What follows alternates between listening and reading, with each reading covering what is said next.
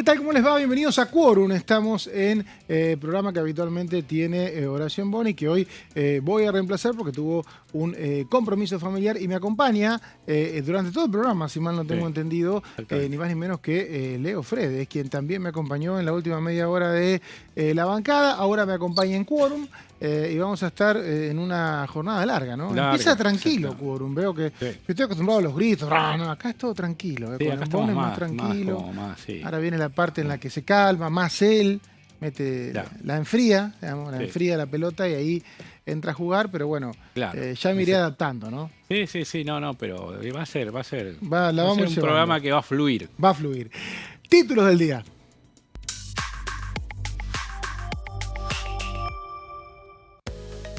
Asumieron los nuevos integrantes de la AGN, Pamela Caletti, Juan Ignacio Forlón y Rita Almada. Jugaron este lunes como auditores.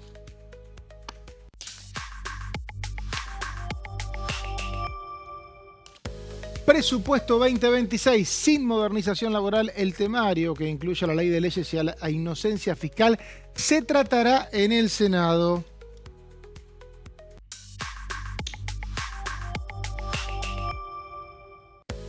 Déficit cero. El presidente Javier Milei ratificó que respetará la ley y anticipó una reingeniería del gasto. Bueno, y un poco qué podés decodificar, Leo, de lo que dijo el presidente. Sé que ya estamos en martes, esto fue el domingo, pero vos entendés que el presupuesto 2026, según sus declaraciones, va a ser ley. Claro. Y en tal caso, él, ¿qué hace después? Toca las partidas, lo que hace siempre. Las partidas tienen una serie de facultades otorgadas por el Congreso para que el jefe de gabinete pueda distribuir partidas. Esto habitualmente el Congreso es un visto bueno que le da a los poderes ejecutivos y bueno, haciendo una modificación de esas partidas, sacando de un lado, poniendo el otro, viendo cómo se distribuye, se va a cubrir esos números para que dé el objetivo principal del gobierno, que es el déficit. Bueno, esto es el viernes desde las 12. Inocencia fiscal seguramente va a ser ley, inclusive con igual o más consenso. Sí. Una particularidad tuvimos que fue Laura Rodríguez Machado, hoy la nombrábamos con Jessica, diputada de La Libertad Avanza, que antes estaba en el PRO, que vio cómo la oposición rechazaba este proyecto, una parte, ¿no? Lo aprobaba y cuando se debatía en particular, tomaba algo de la misma oposición que lo había rechazado. Yo recuerdo un debate muy divertido en el Senado, una oportunidad en donde algunos senadores decían, eso no se puede, claro. Y la entonces senadora del PRO, Gabriela Michetti, decían, pero ¿qué reglamento? Dice que no se puede. Y ahí una histórica senadora, que es Liliana Negre de Alonso, decía, bueno, es sentido común. Si rechazaste en general, en particular no propongas. La realidad es que se puede. Sí, poder se puede, totalmente. Está habilitado, está la posibilidad, pero hay que ver si... siempre había, vos decís Liliana Negre de Alonso en el Senado, que un poco marcaba, había estado a cargo de asuntos constitucionales durante mucho tiempo y marcaba un poco para dónde tenía que ir el debate. Acá en su momento estuvieron, Elisa Carrió cumplió mucho ese papel desde aquí, diciendo, bueno, hablaron 5, 6, 10 diputados, decía, bueno, ahora tiene la palabra la diputada Carrió y te clarificaba un poco. Pero eso lo hacían por oficio, no es que tenían un rol asignado. Oficio. Y no, ni siquiera es que lo que decían tenía que ser como decían que era, pero había una cosa, una espalda que les daba cierto predicamento de decir, bueno, se le iban ganando en la cancha, digamos. Sí, Graciela Camaño después. Siempre hubo algunos diputados que un poco decían, bueno, ahora vengo yo, Pichetto en su momento también lo hacía, a clarificar un poco el tema y se puede salir por acá. Claro, un tema que estaba trabado. Es curiosa la escena, yo recuerdo estaba en el recinto y el diputado Mitchell es el que propone un tema recontra técnico que tenía que ver con actualizaciones de multas que son proclives a denuncias penales. Claro. O sea, estamos hablando de ese nivel, tenés que ser abogado, tributarista, conocer muy bien el tema de los tribunales fiscales de la Argentina y sobre eso una serie de propuestas y Rodríguez Machado dijo tal punto y tal punto se acepta, se cambia. Y bueno, 2 minutos antes la sesión se había quedado casi sin quórum. Claro, además, exactamente, con ese aditamento que también estaba sucediendo en ese momento. Eso se levanta la oposición por pedido de Lustó, claro. Que fue una cosa, fue rara la sesión el otro día porque se había festejado el presupuesto en todo el recinto, había festejado el oficialismo y la oposición porque había bajado un capítulo y la oposición dijo, bueno, vámonos a ver qué sale de esto y quedaron 134 y ahí volvieron Había mucho diputado nuevo. Claro, apura el oficialismo, ve que la oposición está haciendo ese juego de la silla, de me voy, me quedo, a ver qué pasa, y cierran el debate y lo votan rápidamente sin mayores discursos. Por eso no hubo discursos más allá de este que había empezado a hacer. Silvana Giudice dijo, pido la palabra, bueno, que se vote ya. Claro. Entonces volvieron todos corriendo para votar y había mucho diputado nuevo de la Libertad Avanza y les dio mucha risa esa situación. Claro, muchos que ganas de hablar. Todos corriendo, sentándose para votar. Silvana Giudice, con su experiencia de haber sido oficialista en la Alianza, oficialista con el PRO, bueno, ahora es otra una espada legislativa de la Libertad Avanza manejando un poco la dinámica del bloque oficialista. ¿Cuál es el problema de que si vos no volvés rápido y te sentás, dejás 2/3? Claro. Sí, o sea, y ahí se hacer, pueden habilitar 135 es mayoría simple si están todos. Sí. Si no hay nadie, puede ser 2/3 y ahí entras a aprobar todo el tema del debate. Se dice, bueno, los que están registrados y los que no. Así y todo, vos decís, sí, inocencia fiscal salió en pocos minutos porque el oficialismo vio esta beta del juego de la oposición de irse o quedarse y lo apuró. No pudo prosperar esto del compromiso fiscal, que finalmente quedó. Había muchas bancas vacías, ¿eh? Sí, y ya en la previa se decía que en varios lugares había banca vacía. Te diría que no sé qué bloque no tuvo banca vacía, mira, te lo voy a dejar así picando. Sí.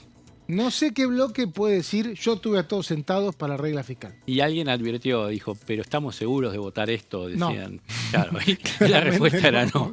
No. Y bueno, es un proyecto que quedó en el olvido. Reforma laboral, Leo, dictaminó Senado, 10 de febrero. ¿Qué va a pasar? ¿Qué hago el 10 de febrero? ¿Voy al día de la sesión? ¿Qué hago? Yo no sé si el 10 de febrero va a ser la sesión. Me parece que fue una fecha de un cronograma que puso... ya me bajaste la sesión.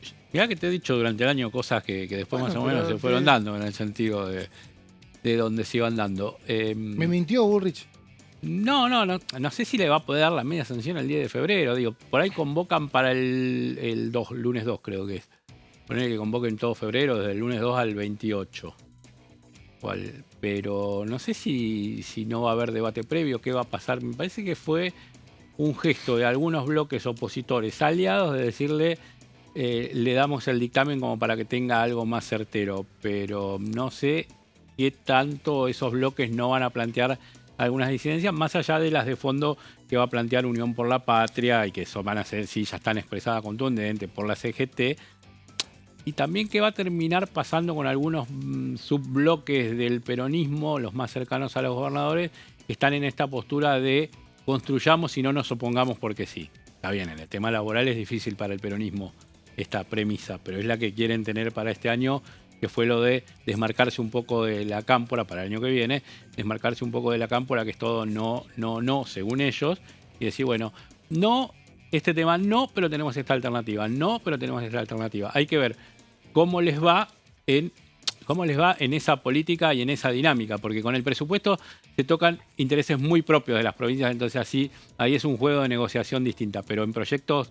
sabémosle que no tengan que ver con el bolsillo o con la tesorería de cada provincia, a ver cómo funciona este sistema. Bueno, esto para febrero, y lo que tuvimos ayer, Leo, es la jura de los auditores. Sí, juraron los 3 auditores, elegidos el día jueves, en realidad jueves, la madrugada del jueves, por la Cámara de Diputados.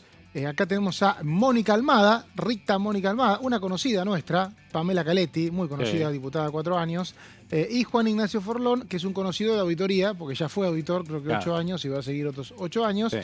Acá están en la jura con el presidente de la auditoría, Juan Manuel Olmos, y lo bueno es que va a funcionar la auditoría, se va a auditar.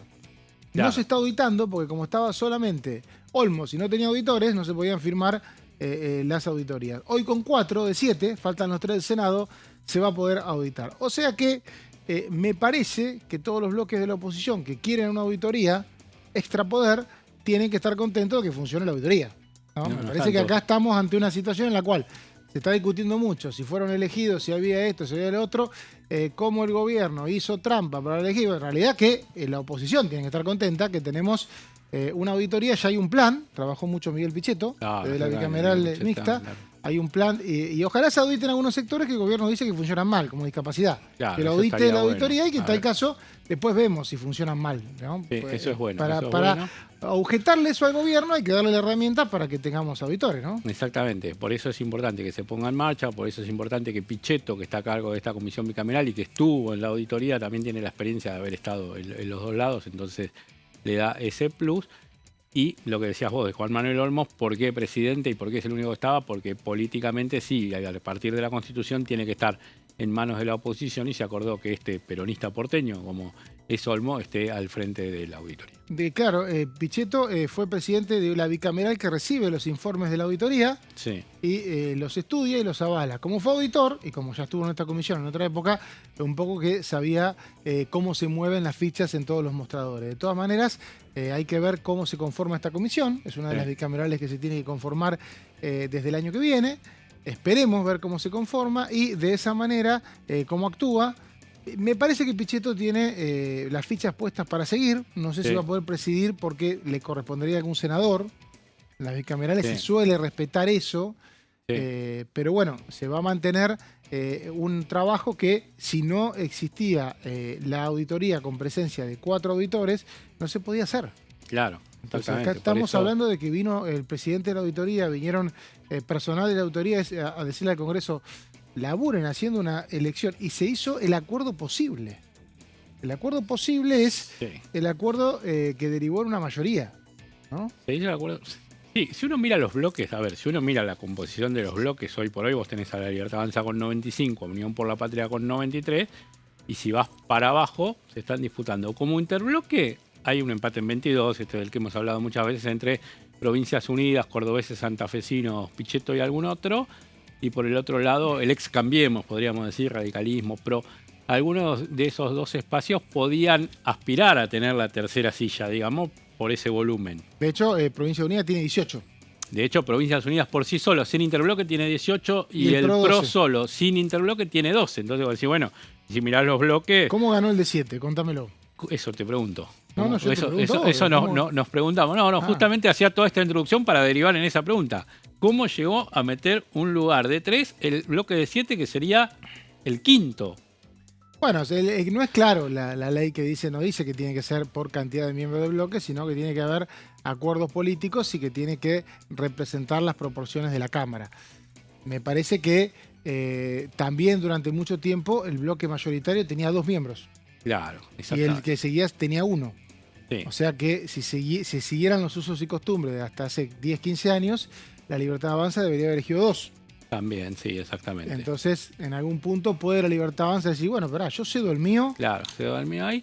También vos tenés... Porque tampoco, a ver, convengamos un tema acá. También convengamos que los elegidos no es que vienen en representación de un bloque. Uno les dice porque conoce su procedencia. Claro. Pero lo que hizo la Cámara de Diputados es votar 3 auditores. Sí. No es que votó un auditor que entra con un sello partidario de la auditoría. Claro. No es como la magistratura. Claro, exactamente. Me parece que ahí lo que hubo fue un acuerdo político, ¿no? Un acuerdo político con el gobierno, corresponde este lugar al gobierno provincial de Salta. Un gobierno provincial de Salta con raíces peronistas. Sáenz fue candidato a vicepresidente de Sergio Massa. Caletti ingresó por una boleta que pertenecía en ese momento al fue diputada del Frente de Todos. Claro, exactamente. Sí, por eso. Entonces, digo, no es un provincial totalmente ajeno al peronismo.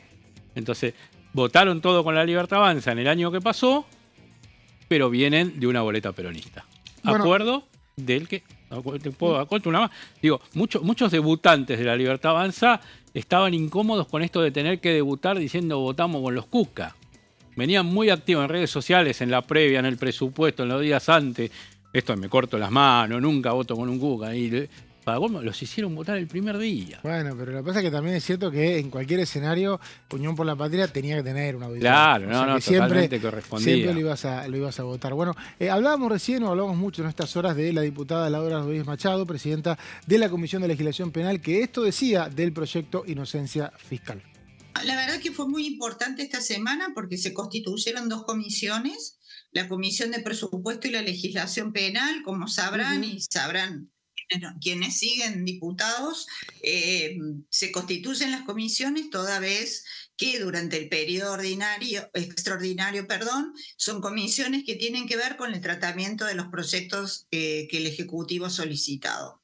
La constitución de la Comisión de Presupuesto y la de Legislación Penal permitió dar despacho tanto al presupuesto que fue tratado en el recinto y que se aprobó casi en su totalidad, salvo un artículo, y la totalidad del despacho sancionado también por mayoría esta semana. Así que tenemos 2 medias sanciones que ahora Senado, por lo que tengo informado, ha validado y seguramente serán tratadas en el recinto después de Navidad, en el recinto de senadores. Bueno, es una de las diputadas que más leyes consiguió en estos 2 años, ¿no? Sí, la meteleyes, le podemos decir. Su presidencia de la Comisión Penal, sí. Muy buen trabajo. Tremenda, tiene experiencia como senadora, viene como diputada y toda la agenda penal. De hecho, hoy marcabas algunos proyectos que metió, que logró que sean ley en febrero y que venía remándola desde un año antes. Claro, también. Y un poco demostró una capacidad de encontrar consensos. Una capacidad de ir encontrando los puntos en donde la oposición le puede dar una mano y puede llegar a un acuerdo para tener una ley. Me da la sensación, hoy le decía a Jessica Calcaño, que Bullrich va a ir en esa línea, con casi todo lo que haga. Va a trabajar en ese tema, es una de las agendas principales del gobierno. Vos hablabas de la entrevista de Milei del domingo y lo marcó nuevamente, déficit cero y el tema en materia de inseguridad son los puntales de lo que es su gestión de gobierno. Lo puso a la par al déficit cero con el tema de seguridad y que van a trabajar en ese tema. Entonces, bueno, a partir de allí, como vos decís, con Patricia Bullrich en el Senado, con Rodríguez Machado trabajando aquí desde diputados y en lo que va a ser esta modificación del Código Penal, que es uno de los temas que viene para 2026. El diputado Bernardo Viela de Salta hablaba sobre el presupuesto y esto decía. Habíamos dialogado en general que era importante que la provincia de Salta conozca el presupuesto nacional para que podamos trabajar, porque las 3/4 partes de los ingresos de Salta vienen de la coparticipación federal. Pero respecto a este artículo que entró por la ventana, donde la verdad que ahora inicialmente no estaba dentro del presupuesto, no hubo ningún preacuerdo ni ningún diálogo con nuestro gobernador, pero aparte de eso, yo soy médico del PAMI, médico de los discapacitados desde el año 1997. Yo en aquel momento se llamaba programa PROFE. Así que yo difícilmente acompañaría ese artículo. Me hubiera gustado que en vez de trabajar por capítulos, trabajáramos por artículos para poder desglosarlo al capítulo 11, pero en realidad estaba en desacuerdo. Y por supuesto de financiar la ley de financiamiento universitario, también estaba en desacuerdo que se derogue. Veíamos a Viela, protagonista no por el presupuesto, sino por lo que fue su voto en contra, sí, por el presupuesto, en contra del capítulo 11, digo no por el presupuesto general, que lo avaló junto al resto de sus pares de Innovación Federal. Un debutante diputado socialista de Santa Fe, Pablo Farías, esto decía del presupuesto. Por supuesto que estamos esperando la sesión del viernes 26. Ya obviamente vimos el dictamen que toma exactamente tal cual la media sanción que dimos el pasado jueves en realidad, y estamos esperando lo que va a pasar este viernes.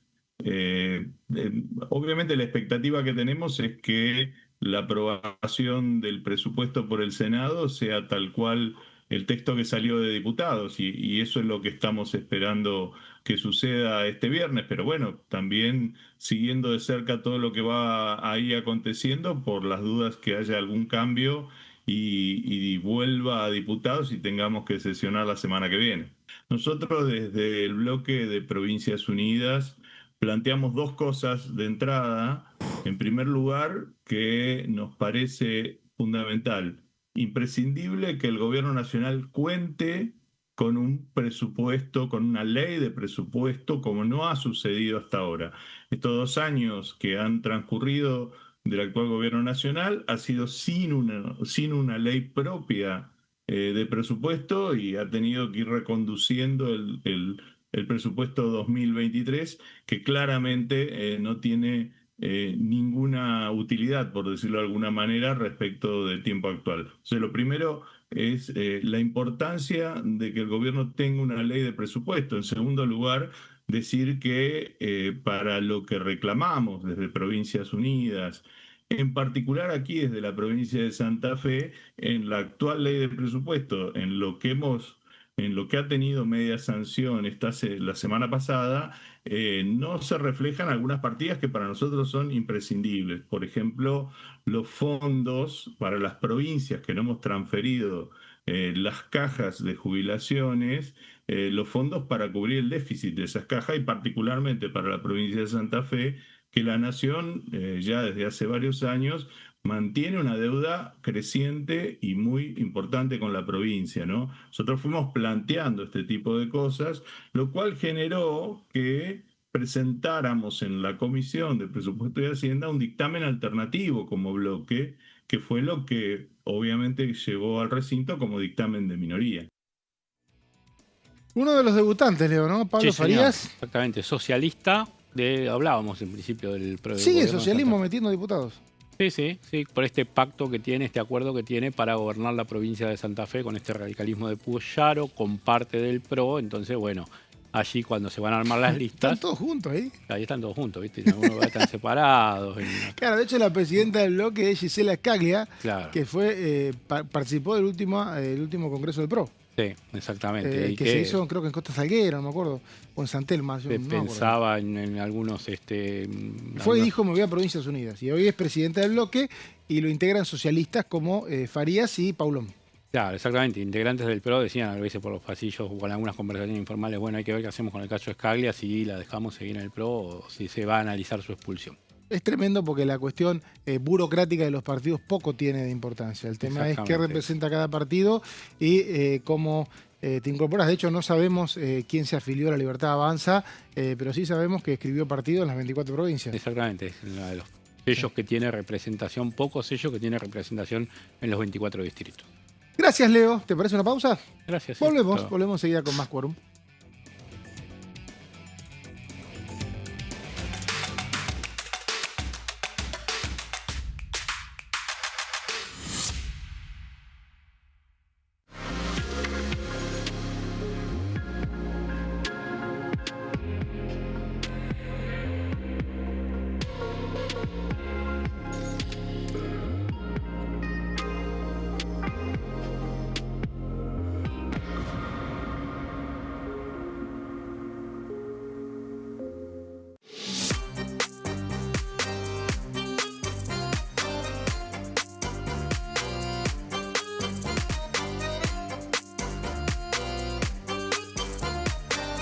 Plenario, de lunes a viernes, 15 horas. ¿Quiénes conforman el Congreso?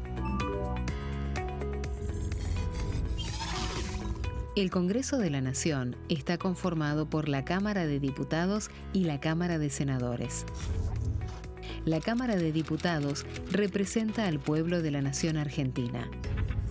Esto significa que las provincias más grandes y con mayor cantidad de habitantes tienen muchos más diputados que las provincias más pequeñas. La manera de establecer las cantidades es proporcional. Por ejemplo, la provincia de Buenos Aires cuenta con 70 diputados nacionales y la provincia de Tierra del Fuego con 5. La Cámara de Senadores representa a las provincias. Cada provincia envía 3 senadores al Congreso Nacional. El total de senadores es 72, dado que las provincias argentinas son 24. Este es el número fijo, estipulado por la Constitución Nacional. Cada 2 años, el Congreso Nacional renueva la mitad de sus diputados y 1/3 de sus senadores nacionales. El mandato de los senadores es de 6 años, mientras que el de los diputados es más breve, dura solamente 4 años. La Cámara de Diputados tiene 257 miembros. En el recinto, los diputados se agrupan en bloques y en interbloques que expresan partidos políticos o afinidad ideológica. Existen también los monobloques, integrados por un solo diputado. El bloque oficialista se dispone a la derecha del presidente de la Cámara, el bloque opositor mayoritario a la izquierda, y en el centro, los bloques con menos cantidad de integrantes. Son requisitos para ser diputado: tener al menos 25 años, 4 años de ciudadanía argentina, haber nacido en la provincia por la que se postula o haber residido en ella los 2 años precedentes.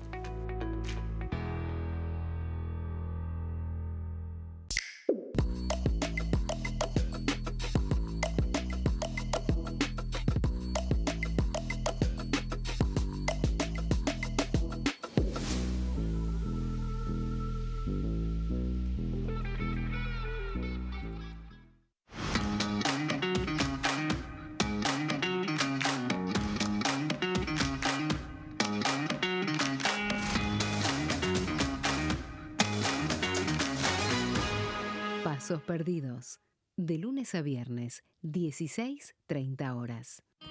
El sarampión es una enfermedad viral altamente contagiosa. Que no juegue con tu hijo. Puede poner en riesgo especialmente a menores de 5 años no vacunados. Ante la aparición de fiebre y manchas rojas en la piel, consulta de inmediato con un médico. La vacuna es la única forma de prevenirlo y es parte del calendario nacional de vacunación. Es segura, gratuita y está disponible en vacunatorios, centros de salud y hospitales públicos del país. Vos ya tenés esta vacuna. Dásela a tus hijos.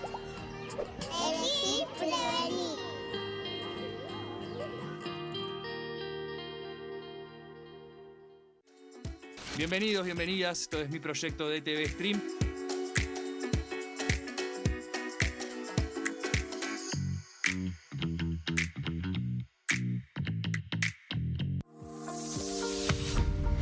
¿Qué función cumple el Congreso? El Congreso ejerce su función legislativa a partir de la deliberación y sanción de leyes que busquen el bien común de todos los habitantes. Durante 2024 se sancionaron 44 normas de enorme trascendencia, como la Ley Bases y Puntos de Partida para la Libertad de los Argentinos, la Ley de Medidas Fiscales Paliativas y Relevantes y la Boleta Única de Papel.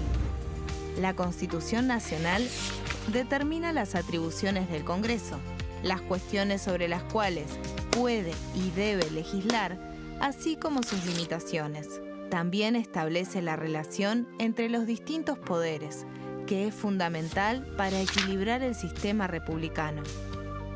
Además de legislar, el Congreso tiene la función de ejercer el control del Poder Ejecutivo. Entre otras atribuciones, ese control incluye el pedido de informes, las interpelaciones, la actuación de la Auditoría General de la Nación, dependiente del Congreso, la posibilidad de solicitar juicio político y la aprobación de las cuentas de inversión. Desde la reforma constitucional de 1994, el jefe de gabinete de ministros tiene la obligación de concurrir periódicamente al Congreso para informar acerca de la marcha del gobierno. Este informe se realiza alternadamente en cada Cámara del Congreso.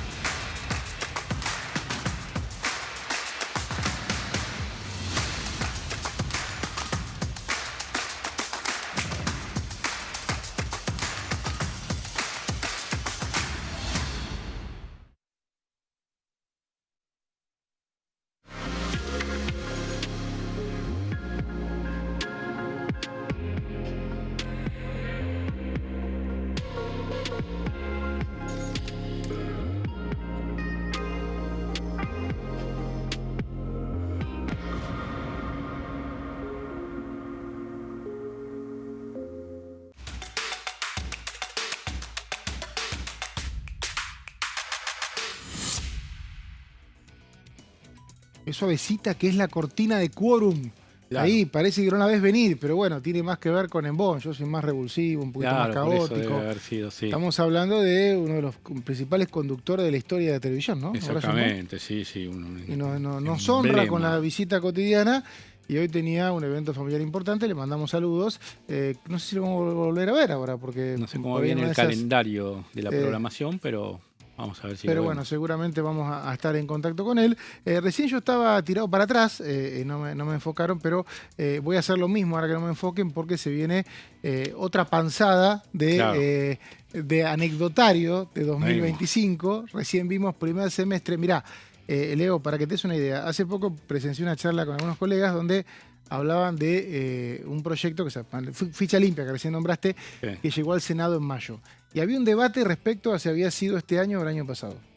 Claro. Pasan tantas cosas en este país tan vertiginoso que cuando vos me hablas de abril, yo pienso que en mayo hubo elecciones de la Ciudad de Buenos Aires. También. Parece que hubiera sido el año pasado. Siglo, o sea, porque van cambiando cosas, van cambiando climas y de pronto uno habla de discapacidad y este proyecto que llegó al recinto el 4 de junio y que en ese momento no era el tema central y de pronto pasó a serlo. Y bueno, las cosas fueron cambiando. Un febrero, como decíamos recién, de 2025, muy favorable al gobierno, con una seguidilla de proyectos que se convirtieron en ley. Claro, con un marzo donde estuvo el acuerdo con el fondo ratificado en la Cámara de Diputados vía decreto, que era un desafío que tuvo el presidente Milei, que lo festejó también. En mayo, donde tuvimos esta elección favorable en la Ciudad de Buenos Aires para el gobierno, pero después empezó a cambiar el clima. Empezó a cambiar el clima un poco porque empezó la campaña electoral. Entonces, algunos sectores políticos tenían que buscar una diferenciación con el gobierno. Estaba coyunturalmente todos estos temas de financiamiento universitario, tema jubilaciones, tema discapacidad, y tema pediatría. Pero acordate que jubilaciones y financiamiento universitario venían del año anterior. Además, vos decís... Son vetos que no pudo rechazar la Cámara de Diputados. Exactamente, no pudo rechazar diputados. En aquel momento se hablaba de 87 héroes, que era el número al que había llegado el gobierno, el oficialismo, el Poder Ejecutivo, para que esos vetos, para blindar esos vetos, para que tener ese tercio que no le permitió a la oposición rechazar los vetos. Lo que sí sucedió justamente ahora, un año después, ahí estábamos hablando de 2024, en 2025 sí a la oposición le dieron los números para avanzar con cualquiera que te escuche dicen, pero que cambió la composición, ¿no? No, cambió el clima político, lo que vos decías un poco antes, cambió que estuvo inmerso el clima electoral y entonces ahí sí cambió la composición. No, bueno, al oficialismo se le habían perdido algunos legisladores en el camino. Recordemos que se habían abierto Sago en su momento, Falcone, Marcela Pagano. En el control están desesperados por las placas. Estamos todos acá. Vamos con las placas. Vamos con las placas porque queremos ver segundo semestre. Yo le hacía una introducción a las placas, pero bueno, sí, bueno, vamos a ser pragmáticos. Generaste algo acá, una expectativa. Generamos expectativas, llaman los oyentes para ver las placas. Placa número 1. Placa número 1.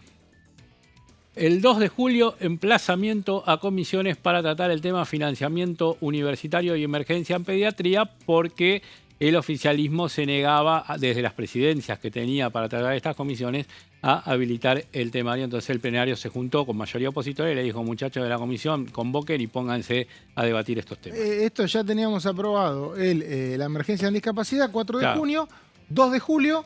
Abre el recinto y dicen, bueno, vamos a comisiones con emergencia en pediatría y con aumento de presupuesto universitario. Exactamente. Discapacidad iba marcando un poco el camino de lo que iban a hacer. Que sí, un tema nuevo este año. El año pasado no estaba. Claro, discapacidad sí no estaba el año pasado. Pasamos a la siguiente placa. En lo que tiene que ver, bueno, decíamos el 2 de junio, este tema de los emplazamientos y también el intento por destrabar la Comisión Libra. Se cayó el quórum cuando la oposición lo hacía y no se trataron en ese día un proyecto de juicio por jurados y no se trató un proyecto sobre el tema de las retenciones, de ir a algo más escalonado. Había hecho como una síntesis de proyectos que terminó en que se avanzara con ese tema. Por esos días el gobierno anunció la suspensión y la baja en la mayoría de los casos hasta el 31 de octubre, que era justo hasta después de las elecciones, entonces un poco se zanjó ese tema demandado y llevado aquí a la Cámara de Diputados por los sectores de Santa Fe, Córdoba, los más interesados en el tema de las retenciones a las exportaciones al campo. En la siguiente placa ya pasamos al 6 de agosto. Allí se trata financiamiento universitario y emergencia en pediatría, que ya habían tenido el dictamen de la comisión a la que habían sido emplazados y pasaron al Senado para su sesión definitiva. Las vacaciones de invierno quedaron en el medio con una agenda ya para agosto. Sí, totalmente. O sea, se fueron de vacaciones, digamos, obviamente hay un receso de la Cámara en general, pero ya estaba la agenda. 6 de agosto. Sí, 2 de agosto que terminaron las vacaciones escolares, de 1 o 2 de agosto que terminaron las vacaciones escolares de los chicos en la mayoría de las provincias. Ya el 6 de agosto estábamos con esta sesión en la que también se votó una iniciativa favorable a la financiación de la ciencia y la tecnología. En esa misma sesión del 6 de agosto... Estamos en el 6 de agosto, no te me caigas, Fredes, vamos. No, te estaba leyendo aquí. Estábamos en el 6 de agosto. Caso Libra también estuvo en el temario. Este tema de las interpretaciones, volvamos a citar, la comisión está trabada. Bueno, el 6 de agosto fue una de las tantas sesiones donde estuvo en la agenda. ¿Se destrabó ese día? Se destrabó ese día. Se destrabó ese día finalmente. Recordemos que en la sesión anterior del 2 de julio se había caído por falta de quórum cuando se trataba Libra. Bien. Y se rechazaron los decretos del Poder Ejecutivo en lo que tenían que ver con alguna cuestión cultural y de datos genéticos. Bien. El banco de datos genéticos que habían sido decretos del Poder Ejecutivo. 20 de agosto, seguimos en agosto, ya campaña electoral a pleno de cara a lo que iba a ser octubre, rechazo al veto contra la emergencia en discapacidad. Y pasó al Senado. Fue el primer rechazo a un veto. ¿En cuánto tiempo? ¿En cuánto tiempo? ¿En cuánto tiempo? ¿Cuánto hace que no acordás? Llevas 3 décadas acá. ¿Cuánto hace que no pasaba eso? Que no se hablaban cuando se 2003, estaban rechazando esto, que había sido en principio del gobierno de... En el de Duhalde. En el final del Lo que pasa es que es engañoso eso, porque eran proyectos que no eran tan trascendentes. Tan trascendente, por ahí una ley salió mal y bueno, se peleaba un sector de la economía en una época donde solamente trascendía lo que pasaba en el Congreso Central, ¿no? Claro, no eran de los temas principales, pero sí, se había rechazado ese veto. Y en ese día, en ese 20 de agosto, que el oficialismo pierde esta votación en el tema de discapacidad, minutos después o unas horitas después gana en lo que es el blindaje al veto del aumento de las jubilaciones. Ahí no hubo forma para la oposición de encontrar 2 tercios. Claro, exactamente. Ya la habían perdido en 2024. Y la volvieron a perder. Y la volvieron a perder. Estas sesiones que gana uno y uno, que dejan este sabor dulce y amargo, como fue la última de presupuesto, que ganó el oficialismo el presupuesto, pero perdió uno de los capítulos claves. Bueno, en esta jornada también el oficialismo salía a los pasillos a decir qué bueno que no se pudo alterar esto del déficit fiscal en lo que tiene que ver con las jubilaciones, y la oposición te decía qué bien que avanzamos con el tema de discapacidad. No se trató el tema de los fondos especiales para Bahía Blanca. Mucho hemos hablado en los programas de cómo iba y venía este tema, había partidas, no había partidas, se modificó en el Senado, volvió, bueno, estuvo dando vueltas. Y en esa misma sesión, el tema de la moratoria previsional también estuvo incluido, la ley de coparticipación de los ATN, un proyecto que habían firmado los 24 gobernadores para ponerlo en la agenda, en la campaña electoral, siempre acordate de eso, y también había uno de los combustibles líquidos, bueno, el último no se trató y este primero se convirtió en ley.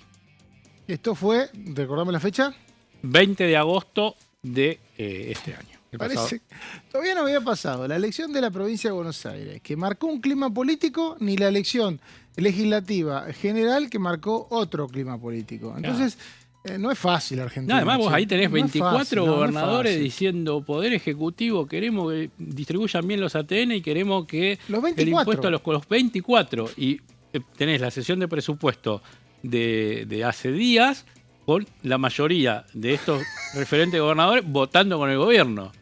Entonces, ¿y qué hago? Claro, digo, vos decís, mirá, pero no necesitas mirar ¿qué 2 años atrás. Hacé de cuenta que yo llegué recién al país. Explícamelo. No, porque esta conversación la tuve una vez con un corresponsal extranjero. Claro, que nada es seguro, que los números no te dan y que es un día a día y una negociación permanente. Que nada está asegurado por más que tengas el número que tengas. En una conocida agencia internacional, cada vez que una corresponsalía tenía una semana complicada, decían, hoy tuve una semana, esta semana fue complicada, parece un día en Argentina. Claro. Sí, totalmente. Porque es muy los difícil vaivenes, entender los idas y vueltas, ¿no? Los vaivenes, esto de cuando tuvimos esa foto de ese día de los 24 gobernadores fijando 2 proyectos por el tema de la distribución del dinero, básicamente, y lo que le tocaba a la provincia, dijimos, bueno, se viene una nueva ola, y vos después viste cómo... Combustible no se trató, se había aprobado en el Senado y no se trató. Y no se trató ahí. Directamente eso fue por una cuestión de ubicación en el temario, cuando se armó la agenda... Fue. Y no es parte del presupuesto, pero el gobierno se metió en este lío, hay que decirlo. El capítulo 11, y no pudo festejar, en realidad en la Cámara de Diputados festejó, si me está viendo algún diputado de la Libertad Avanza, me dice yo festejé, está bien, pero la noticia circuló en torno a un capítulo que no existía hasta una semana antes y no en torno a esta victoria que marca Leo, claro, que es que el debate con los gobernadores sobre fondos lo ganó el gobierno. Sí, exactamente. Pero bueno, quedó un poco en el olvido. Sigamos, ¿cómo siguió el semestre? A ver. 27 de agosto, una semana después, fíjate la intensidad de trabajo que tenía la Cámara de Diputados en la campaña electoral. 27 de agosto, último informe del jefe de gabinete, Guillermo Francos, ante la Cámara de Diputados. No porque de antemano se supiera que iba a ser el último, pero finalmente terminó siendo el último. Y el 17 de septiembre, también campaña electoral, 20 días después, se rechazaron los vetos a las leyes de emergencia pediátrica y de financiamiento universitario, y también se emplazó a las comisiones que tenían que hacer, los asuntos constitucionales fundamentalmente, para tratar el tema del régimen de los decretos de necesidad y urgencia. Todo eso el 17 de septiembre. A 40 días de las elecciones. No, y ya había pasado la elección de la provincia de Buenos Aires. Claro, ya había el clima político 10 días después de la elección de la provincia de Buenos Aires. El clima político no era bueno para el gobierno. Claro, por eso vos fíjate que avanzan. Emergencia en pediatría, financiamiento universitario, para modificarle el régimen de los DNU, que es un arma con el que el gobierno transitó gran parte de sus primeros 2 años de mandato. Bueno, con toda esa agenda iba la oposición. El 8 de octubre se aprobaron la ley de emergencia en ciencia y tecnología. Fue una masacre esa sesión. Sí. Los cambios a la ley de DNU, y se trataron y se pusieron sobre la mesa la posibilidad de interpelar y convocar a varios funcionarios del Poder Ejecutivo, Toto Caputo, Karina Milei, Lugones. Lugones, sí, me estoy acordando de esa sesión y sí, fue una masacre. Sí. Era vientos a favor de la oposición y temario puesto por la oposición. Hablábamos del vértigo de sesiones que había en ese inicio del segundo semestre y decíamos, la agenda la está marcando claramente la oposición con sectores políticos trabajando en sus provincias de cara a una elección en la que enfrentaban a la Libertad Avanza.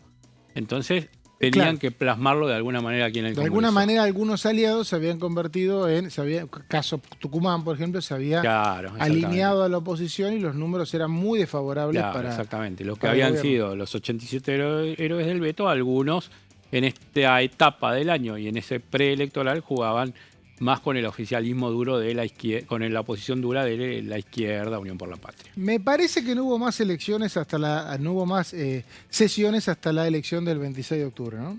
No hubo más hasta la del 26 de octubre y del 26 de octubre no hubo más hasta la del 17 de diciembre. ¡Epa! O sea que no tuvimos, después del 8 de octubre... No tuvimos más sesiones hasta el miércoles. Sí, daban la idea como que había habido algo, ¿no? Es tan agitado todo que uno tiene... es tremendo. Tuvimos 2 meses sin sesionar. ¿Te acordás que sí, que se va a sesionar, que posiblemente la semana que viene, que sí? Tuvimos comisión de presupuesto, comisión libre, mucha comisión presupuesto, mucha comisión libre, a ver si iba o no el presupuesto al plenario, si iba a hacerse alguna sesión para que aquellos diputados que terminaban su mandato pudieran... meter sus proyectos que por ahí tenía algún interés. No viene saliendo esa sesión, la extrañamos tanto. Sí, la extrañamos es una mucho, sesión. En realidad sí viene saliendo la sesión que acá anticipó en su momento Gonzalo Solabarrieta, una sesión para las renuncias. Claro, exactamente. Las renuncias para que asuma gente antes. Esto es una sesión que se hace el día de la preparatoria, esto fue el 4 de diciembre, y termina siendo una sesión de despedida. Porque y sí, había discursos emotivos. Van todos los que se dejan y seguramente mucha gente nostálgica tuvo este miércoles que vio la sesión por televisión. Lo dijimos muchas veces, pero la renovación fue muy intensa. El 90% de los diputados que vencían mandato no pudieron seguir. Sí, ¿no? Exactamente. Bueno, ¿esto ya tenemos ahí el anuario? Ya estamos en el 17 de diciembre, te cuento lo que pasó, aunque ¿Qué pasó? Bueno, lo tenemos fresquito. No me acuerdo, se aprobó el presupuesto 2026. Se aprobó, bien. Lo logró el gobierno con la nueva composición de la Cámara, algunos aliados de bloques provinciales, que sin embargo cuando llegó el capítulo 11, esta especie de mega capítulo que había hecho el Poder Ejecutivo, incluyendo el tema de la derogación a lo que tiene que ver con el financiamiento universitario, con lo que tiene que ver con discapacidad, intentó meter cuestiones de la Ciudad de Buenos Aires en lo que tiene que ver con esta deuda que tenía el Estado Nacional. Bueno, como se hizo un mega capítulo, muchos opositores dijeron, lo decía Biela también, no queremos tener que votar todo eso juntos sí o sí, preferimos que se desmenuce un poco más. Como no fue posible esa variante, finalmente el capítulo 11 salió rechazado, también se aprobó inocencia fiscal y quedó en el tintero el tema del compromiso fiscal. Además, a lo último, a las 3 de la mañana, se nombraron a los 3 nuevos auditores por parte de la Cámara de Diputados. Bueno, esto fue el último miércoles y esto fue el segundo semestre de diputados. Gracias, Leo, por semejante nivel de detalle. Y ayer habló con Diputados TV el diputado de Innovación Federal, Bernardo Biela, sobre el futuro de su bloque. Esto decía. Desde ya nosotros necesitamos fortalecer a nuestras provincias. Este presupuesto es un presupuesto bastante acotado de lo que uno esperaba para la provincia de Salta y también para la provincia de Misiones y también para la provincia de Tucumán, porque estuve hablando con otros colegas de otras provincias en donde han quedado muchos puntos al aire y vamos a necesitar negociar con el Poder Ejecutivo Nacional para que otras partidas presupuestarias vengan hacia la provincia. Le voy a dar un ejemplo. Hay una ruta que se la conoce acá como la Ruta de la Muerte, que es la Ruta 934, que va desde una ciudad que se llama Rosario de la Frontera hasta el límite con Jujuy. Es una autovía que está destruida y tiene un presupuesto solo de 10.000 millones de pesos, que aproximadamente alcanzará para pavimentar 15 kilómetros haciéndola de nuevo la ruta. Por ende nos quedan casi 200 kilómetros para dialogar con el Poder Ejecutivo. Es decir, que lo primero que vamos a trabajar es en generar partidas presupuestarias más cuerpos. Se nos cortó. Ahí seguimos. Hola, ahí volvimos. No sé en qué se cortó, pero vamos a gestionar partidas presupuestarias más acordes a las realidades que hoy tenemos en la provincia de Salta. Desde el punto de vista personal, como soy médico, yo estoy viendo que yo trabajé muchos años atrás en la ley de la receta electrónica, y uno del espíritu base de la receta electrónica no era solamente que no nos falsifiquen la firma o los sellos, sino también empezar a dejar de gastar tanto papel para evitar lo que es el desmonte y todo esto. Y hoy en día, si ustedes van a una farmacia, compran la receta digital, la farmacia le imprime a la receta, como si lo hubiera hecho el médico en el consultorio, y por supuesto esto también genera un gran costo, un gran gasto. Entonces hemos generado un par de proyectos para presentarlos en la Comisión de Salud para simplificar este hecho y que no haya tanto gasto ni de las farmacias y por supuesto evitando la deforestación que ocurre porque cada vez necesitamos más papel, que cada vez es menos necesario teniendo en cuenta que estamos en el mundo de las comunicaciones virtuales, ¿no? Escuchábamos a Bernardo Biela de Innovación Federal. El diputado de la Libertad Avanza, Santiago Pauli, hablaba sobre uno de los capítulos que no se pudo aprobar, que es la reforma a zonas frías, y esto decía. Estamos en medio de un par de días muy moviditos en ambas cámaras.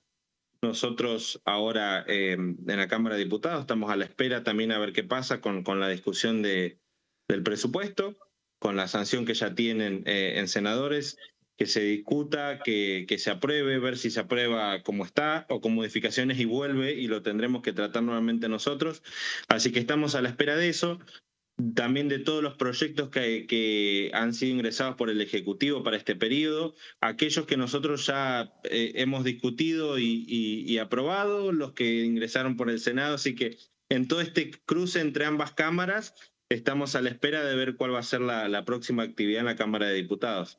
El gobierno avanzó desde que el presidente Milei está en funciones en un reordenamiento del esquema de subsidios para la energía, tanto en el concepto de qué es una zona fría, qué tipo de subsidio tiene que recibir y muchas otras discusiones que a mí me parece importante darlas. ¿Por qué?